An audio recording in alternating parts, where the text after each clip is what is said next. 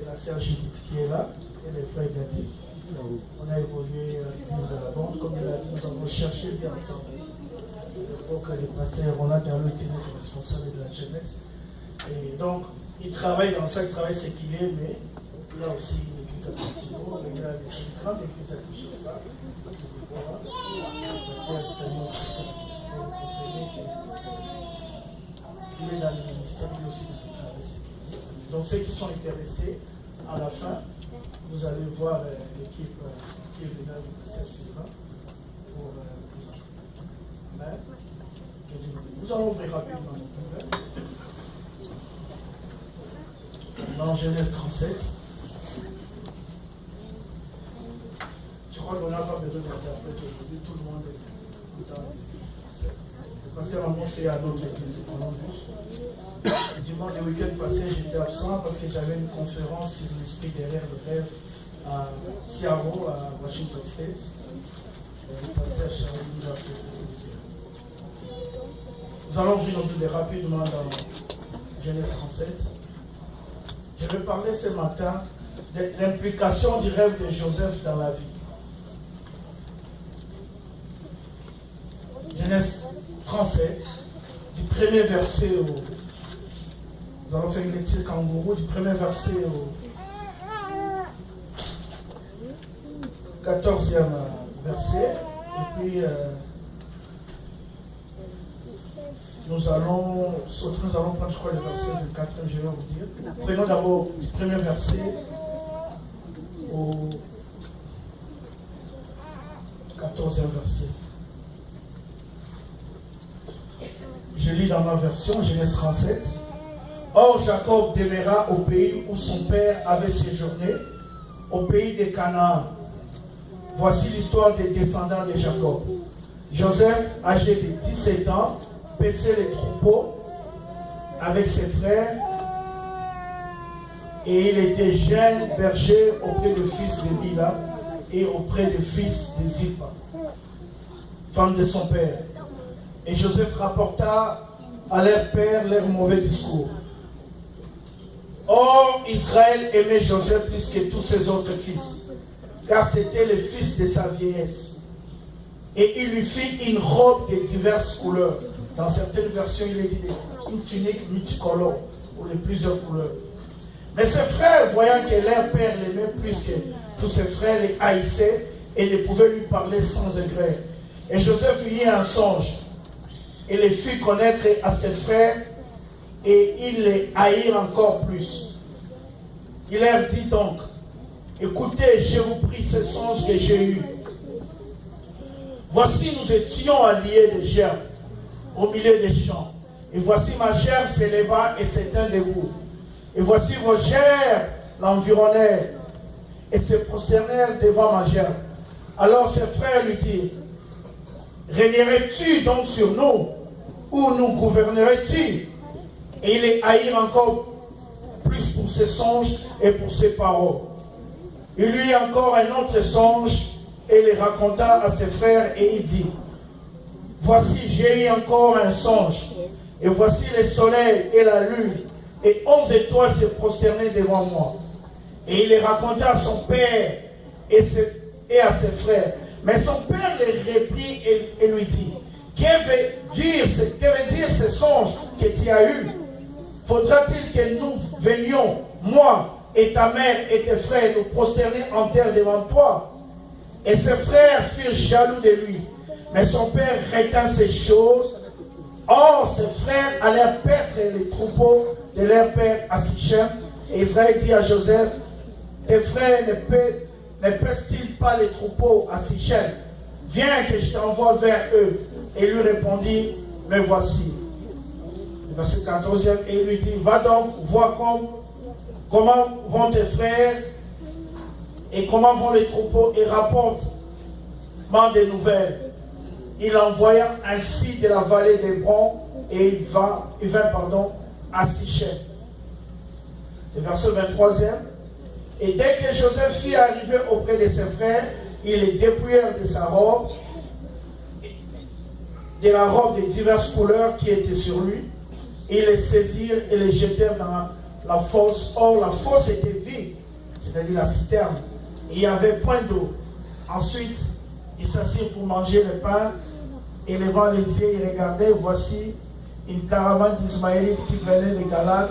Et leurs chameaux chargés d'aromas de bois. Et le verset 26e. Judas dit à ses frères, à quoi nous servira de tuer notre frère et de cacher son sang? Le verset 27e. Venez et vendons-le aux Ismaélites, et que notre main ne soit point sur lui, car il est notre frère, notre chair, et ses frères lui obéissent. Père, nous bénissons ton nom pour la grâce que tu nous offres ce matin.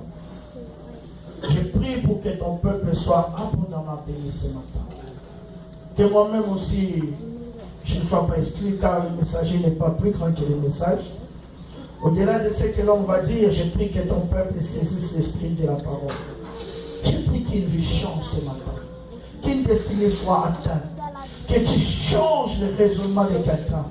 Que tu transformes une vie. Que tu bouleverses les mentalités ce matin, oh Dieu. Je prie que ta visitation soit palpable et tangible dans une vie.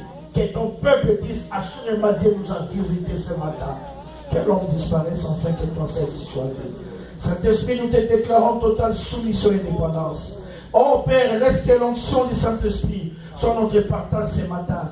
Nous implorons la grâce. Qu'avons-nous que nous l'ayons reçu? Toute grâce. Et nous nous appuyons sur cette grâce. Nous voulons cette grâce ce matin. Béni sois-tu au nom de Jésus. Amen. Amen, bien-aimés. Bénissons le Seigneur. Les textes que nous avons lus nous relatent une histoire que nous connaissons tous. L'histoire de papa Jacob, qui avait 12 fils et une fille Dina. La Bible dit, parce que c'est un polygame, il avait des femmes et des concubines. Il a eu 12 enfants. Et parmi ces enfants, il y a un enfant que la Bible présente comme étant le préféré du nom de Joseph. Il avait alors 17 ans.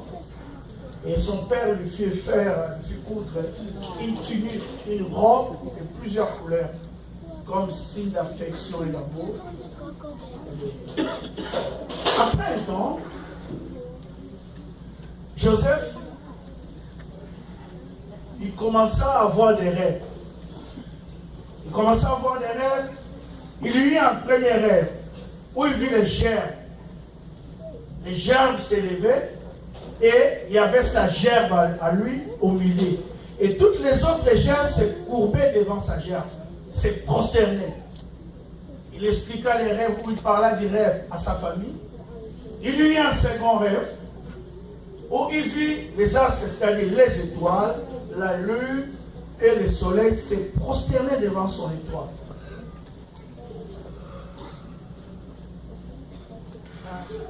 Bien aimé, quand vous regardez ça, vous allez vous rendre compte, ça c'est une manière de parler de Dieu. Vous savez, Dieu aimerait communiquer avec le peuple. J'aimerais dire d'abord, faire les rêves, ce n'est pas un don. Il y a des gens qui disent, moi j'ai le don de faire les rêves. Non, faire les rêves n'est pas un don. Les rêves ne sont qu'un moyen de communication que Dieu utilise pour parler. Parce qu'un païen peut rêver, Dieu est souverain. Dieu parle aux païens, Dieu parle aux chrétiens, Dieu parle aux bébés, Dieu parle aux adultes. Il y a même des animaux qui rêvent. Donc les rêves n'est pas un don spirituel. Mais les rêves, c'est un moyen de communication divine. Amen. Premièrement. Deuxièmement, faire un rêve n'est pas un signe d'une bonne vie spirituelle. J'insiste. Ce n'est pas parce qu'on fait des rêves où Dieu parle, ou que Dieu vous parle, cela ne prouve en rien que vous êtes en bon terme avec Dieu. Non. Dieu peut parler même à un féticheur, même à un sorcier, même à un voleur. Il veut aller voler la nuit. Dieu lui dit, même à une prostituée. Parce que c'est un moyen de communication que Dieu utilise. Même faire un mauvais rêve n'est pas toujours signe d'un mauvais état spirituel. Vous pouvez être en bon terme avec Dieu, mais le diable oppresse votre vie avec des rêves sataniques. C'est vrai évidemment aussi. Il y a des situations qui prédisposent à des mauvais rêves. Soit tu regardes un mauvais film, un film d'action, un film d'horreur, ton esprit est prédisposé à faire des cauchemars. Tu regardes un film érotique, ton esprit est prédisposé à faire des mauvais rêves. comme aussi tu es dans une atmosphère spirituelle bonne, ton esprit aussi peut être prédisposé à écouter Dieu. Donc, les rêves, c'est un moyen de communication de Dieu. Parce que Dieu cherche à parler à son peuple.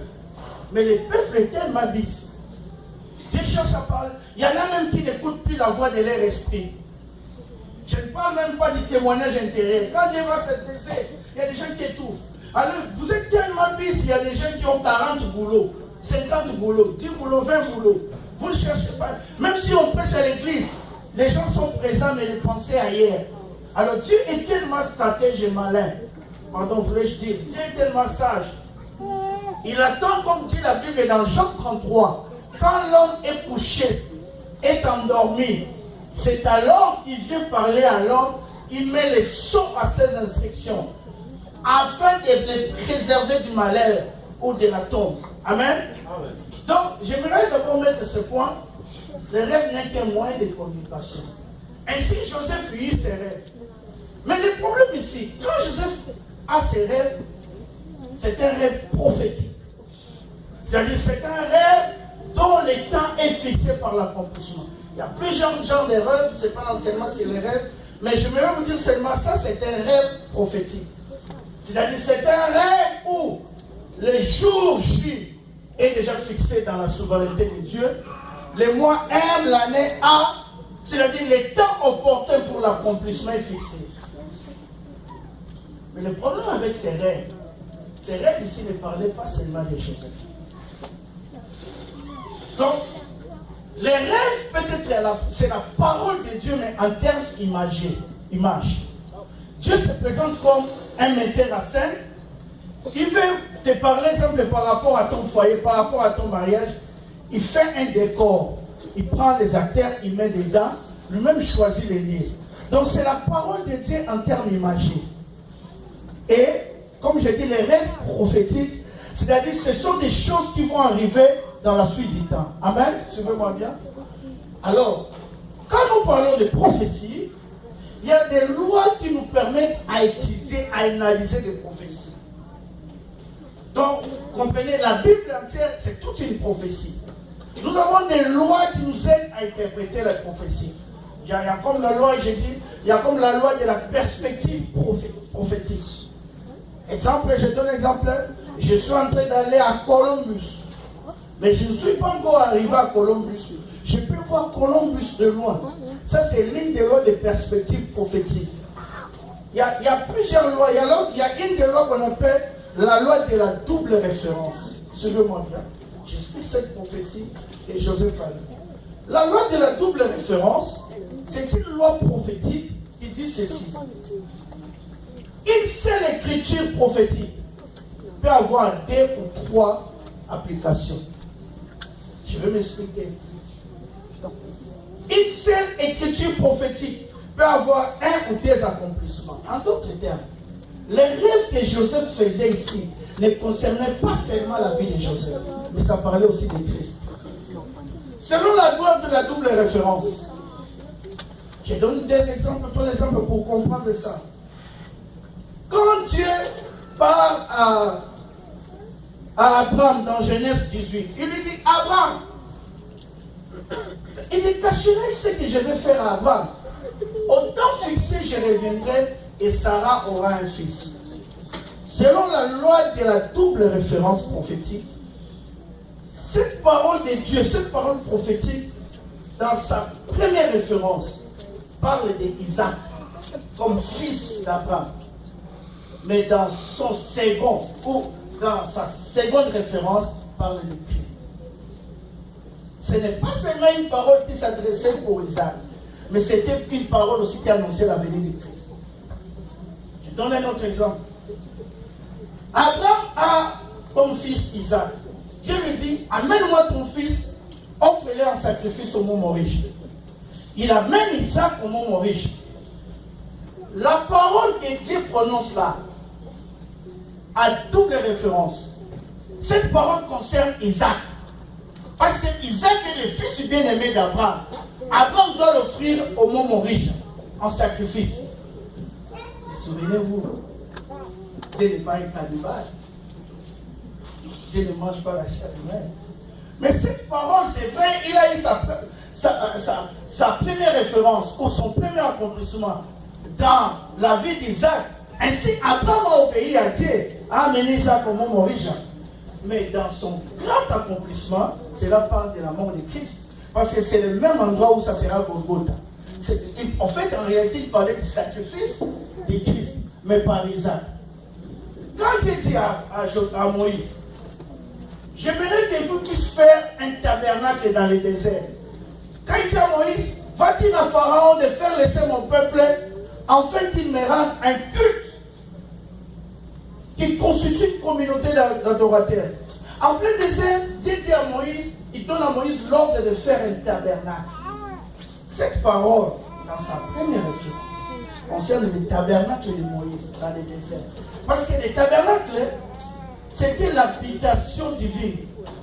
Dieu s'est choisi d'habiter au milieu de son peuple dans une tente. C'était la demeure de Dieu. C'est la première référence. Mais en réalité, ça parlait d'autre chose.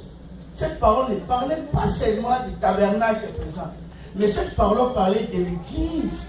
Parce que le tabernacle, c'est l'image de l'Église, c'est l'image des chrétiens. Vous et moi, mais nous tous, nous constituons cette Église. Mais bien plus, le tabernacle ne parlait pas seulement de l'Église, mais parlait aussi de Christ, de la venue de Jésus-Christ. Donc vous comprenez, selon la loi de la double référence, une écriture prophétique peut avoir un désaccomplissement dans la pensée de Dieu. Ainsi, les rêves que Joseph fait ici, c'est les étoiles. Où la Bible dit, il a vu les étoiles se prosterner.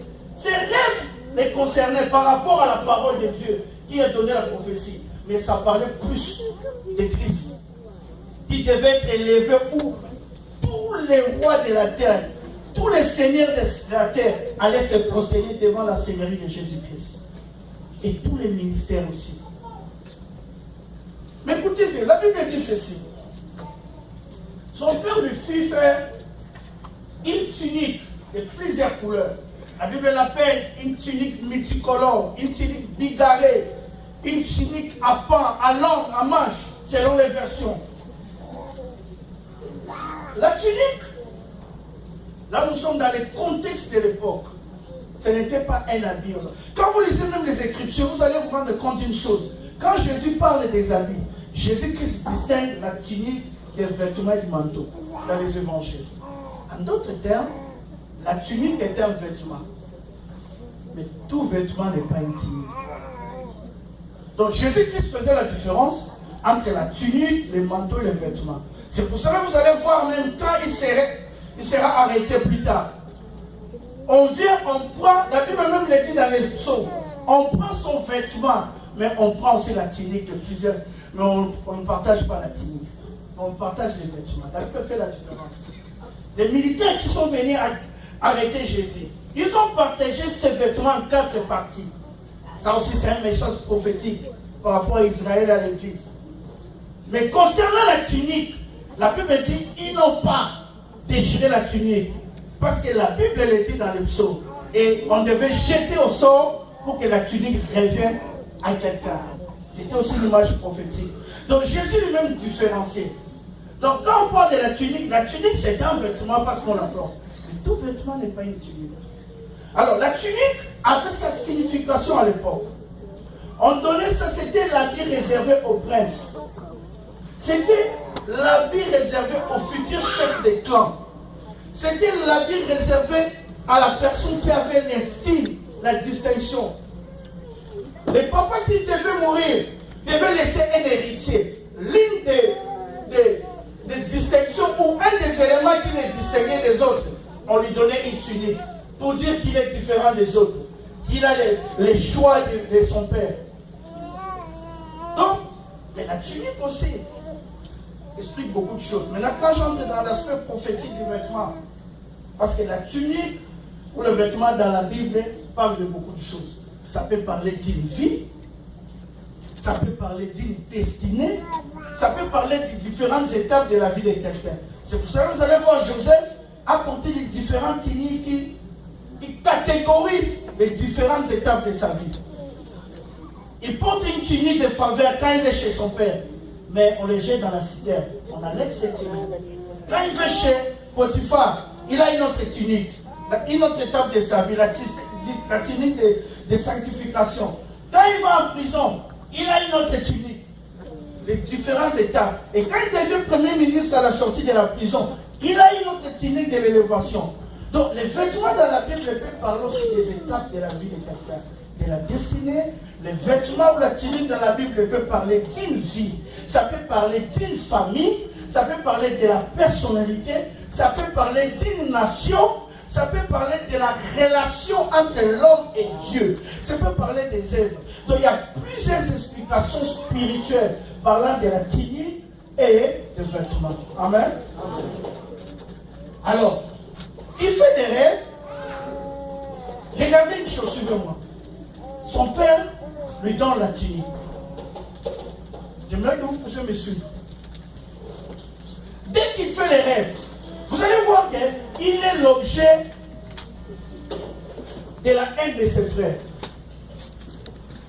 Il n'est pas l'objet de la haine de ses frères à cause de la tunique. Quand même la tunique distinguait, il pouvait les distinguer des autres à cause de sa position. C'est vrai, moi je suis au début pour que vous puissiez comprendre. Mais la Bible dit, ses frères les haïrent. Mais quand vous regardez, vous allez vous rendre compte. Ils ne l'ont pas haï à cause de la tunique. Non. Ils l'ont haï à cause d'une chose, à cause du rêve. Joseph, c'est quelqu'un de responsable. Il a 17 ans à l'époque, quand il fait ses rêves ici. Mais il a des grands frères. Il a des grands frères, ils ont l'écart de plus de 10 ans. Mais c'est à lui que papa donne la responsabilité de regarder ses frères.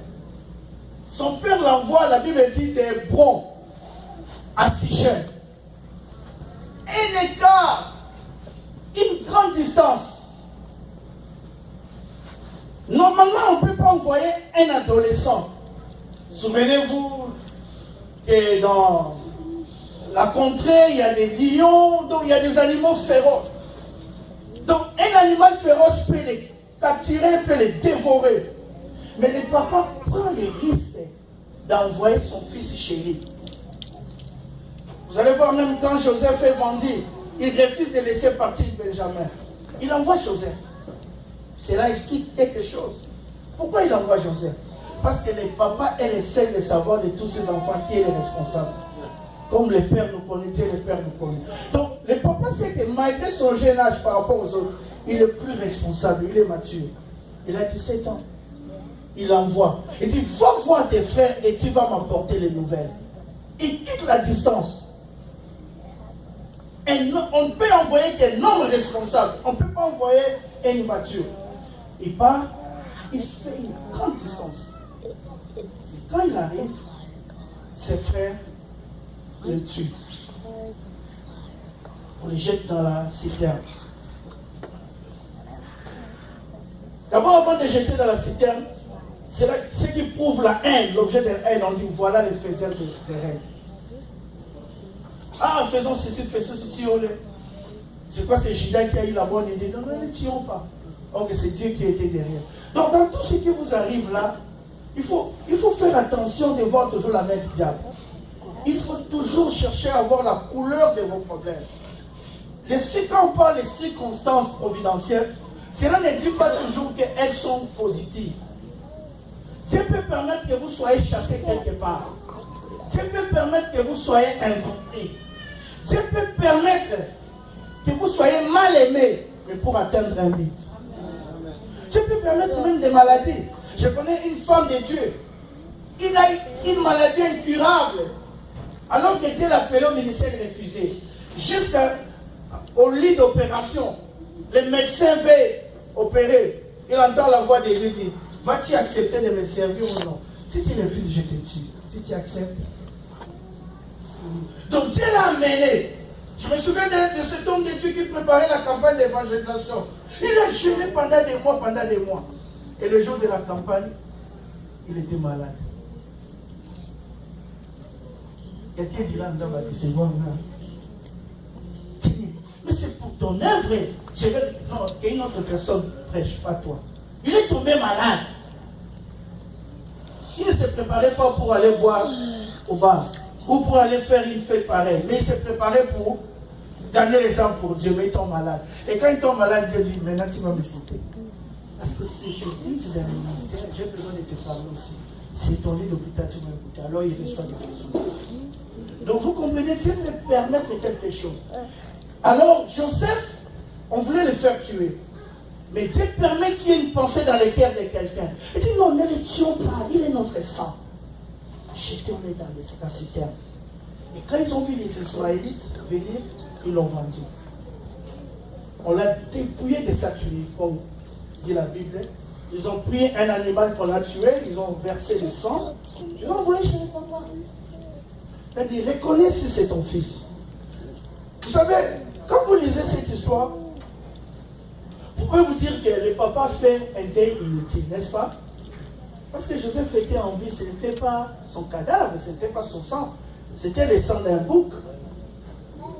Mais nous oublions que c'était évident, voir le sang. Parce que le papa a reconnu la tunique. C'est lui qui a fait faire. Donc, si c'est le vieux Cajos du coin qui était le grand couturier, il pouvait dire, papa Cajos, j'aime la couleur jaune, mets le fil jaune ici, mets le fil rouge. J'aimerais que ça ait des broderies comme ça. C'est le papa qui a fait coudre la tunique. Il connaissait la couleur, la valeur de la tunique. C'est ainsi quand on a ramené la couture, il a dit, oh c'est mon fils, certainement c'est mon fils. On l'a dévoré. Et la Bible dit, la vie est dans le sang. Et quand il a vu le sang, il a vu l'erreur, bien sûr, parce que Joseph était en vie. Le papa a reconnu. Il a fait un deuil inutile, mais c'est l'affection qui a poussé qu'il puisse se reconnaître. Mais on jette. Voilà le problème. Quand on jette Joseph dans la prison, Joseph descend. On l'a dépouillé de la tunique.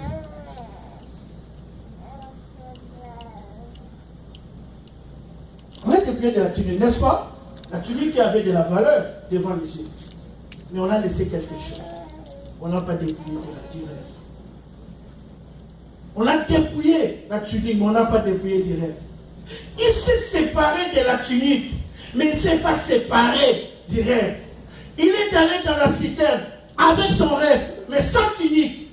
On l'a amené chez Potiphar. Il est allé comme esclave avec son rêve. On l'a envoyé en prison. Il est allé menotter avec son rêve.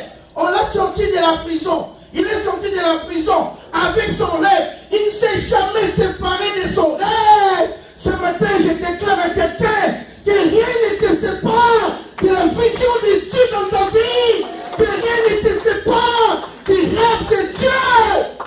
Ce que Dieu a montré est précieux dans ma vie, pour ma famille. Que ce que Dieu a montré est précieux pour mon ministère, pour ma vie. Que rien ne me sépare. Ni même la douleur, ni même la maladie, la souffrance. Rien. Il ne s'est jamais séparé de son rêve. On l'a jeté en prison. Il a dit, vous pouvez tout prendre, mais pas les rêves. Pas les rêves. La différence entre les rêves et la tunique. La tunique est palpable. La tunique est tangible. La tunique est visible. La tunique est physique. On peut la toucher. Mais pas le rêve. Le rêve est invisible. Il faut que je te parle de mon rêve pour que tu sois au courant. Il faut que je te parle de la vision pour que tu comprennes. Tu peux tuer la tunique. Tu peux détruire mon témoignage avec des faux messages.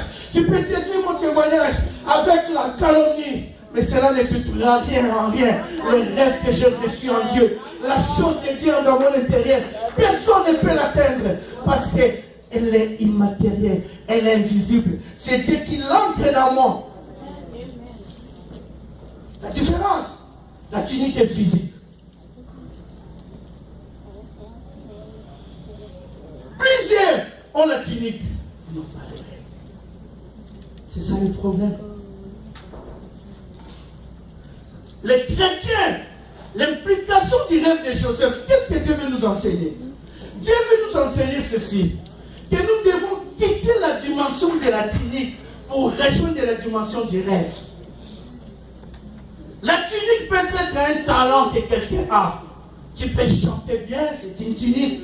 Tu peux jouer à un instrument, c'est une tunique. Tu peux bien prêcher, c'est une tunique. Tu peux jouer au foot, c'est une tunique. Tu peux être beau, c'est une tunique. Tu peux être intelligent, c'est une tunique. Tu peux être belle. Mais les rêves, c'est la capacité de transformer tout ce qui était dedans. Dieu nous demande de quitter la dimension de la tunique. Moi j'ai, peu importe, tu peux avoir et ne rien faire. Sans vision venant de Dieu, sans rêve. Nous avons des grands en Afrique. Nous avons des bons footballeurs en Afrique, des bons basketteurs, des grands chanteurs en Afrique, mais qui ne font rien. Ils ont la tunique, mais n'ont jamais eu les rêves. Ils vont mourir comme ça. Allez dans les cimetières, c'est l'endroit le plus riche. Vous allez voir les livres qui n'ont jamais été écrits. C'est-à-dire la tunique en plus. Simplement, ils n'ont pas eu les rêves pour transformer leur tunique. Allez là-bas, dans les cimetières. Vous allez voir des grands boxeurs qui n'ont jamais fait le sport. Ils avaient la tunique, mais ce qui leur a manqué, c'est les rêves. C'est les rêves.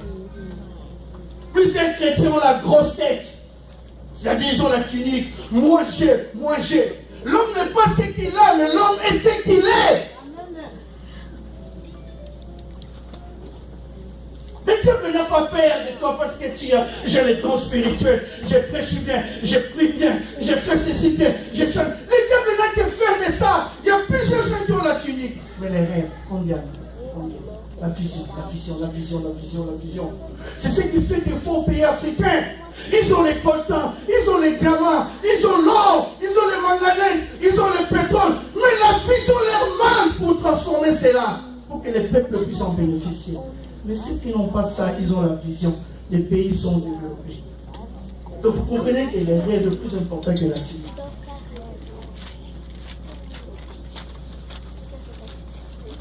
Tu as la tunique, tu n'as pas les rêves. Une autre personne va bénéficier de ta tunique. C'est pour ça que vous voyez, il y a des gens, il y a des boxeurs, mais tellement il n'a pas une bonne vision, il y a quelqu'un qui vient quand même en intérieur. La différence c'est là, au niveau d'ici. Lui, il réfléchit là, il te regarde et dit, tu vois toi là, je peux faire de toi champion du monde. Toi, ce que tu sais, c'est de me donner le coup. Tu t'arrêtes là. Mais lui, il réfléchit. Et toi là, avec ce que tu as, je peux sortir des millions en toi. On regarde l'histoire d'un monsieur à Londres. Il y avait un morceau de bois. Quelqu'un jouait avec ça, un morceau de bois. Une autre personne a regardé ce morceau de bois. Il dit, il y a des millions ici. Il dit, comment ça, c'est un simple morceau de bois. Il dit, donne-moi. Après, ce morceau de bois est devenu une œuvre d'art. C'est cela le problème. Nous devons quitter la dimension de la tunique. Plusieurs ont la tunique, il y en aura toujours. Mais peu ont les rêves, peu ont la vision.